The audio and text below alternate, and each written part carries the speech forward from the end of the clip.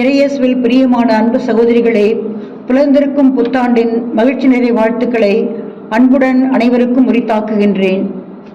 இன்றைய நற்செய்தி பகுதி புனித மாற்கு பிரிவு 2 18 முதல் 22 வரை உள்ள பகுதியை நாம் சிந்திக்க இருக்கின்றோம். மாற்றங்கள் காலத்தின் கட்டாயம்.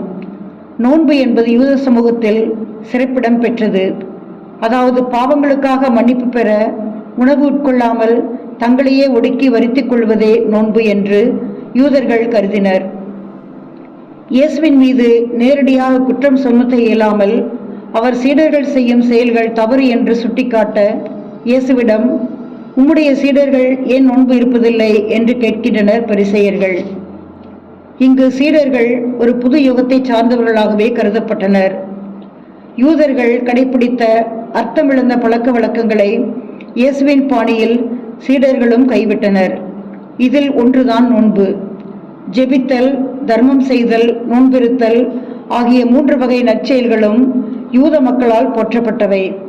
ஆனால் படிப்படியாக இவை சாரமிழந்து காணப்பட்ட நிலையில் மெசியா உலகில் தோன்றிவிட்டதால் இந்த நற்செயல்கள் காலாவதியாகிவிட்டன என்று கருதப்பட்டது. நோன்பு மக்களுக்கு தேவையான ஒரு நற்செயல்தான்.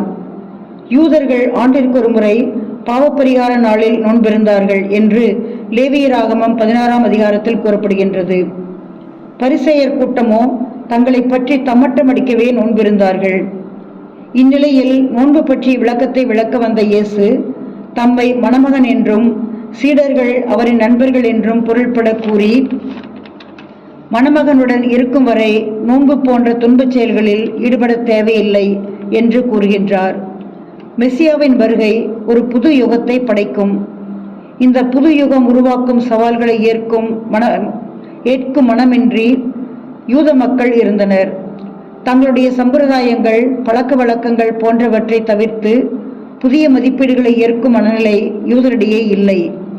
எனவே தான் இந்த சூழ்நிலையை புரிந்து கொள்ளும் வகையில் வாழ்க்கை அனுபவங்களிலிருந்து புனையப்பட்ட ஓமைகளை, அதாவது இயேசு வெறும் வாய்ப்பேச்சோடு நிறுத்தாமல் ஓமைகள் வாயிலாக இவற்றை கூறுகின்றார்.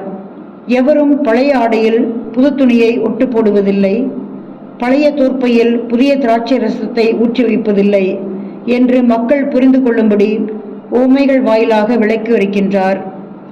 பழையன கழிதலும் புதியன புகுதலும் வலுவல கால வகையினானே என்று நம் இலக்கணங்களும் கூறுகின்றன.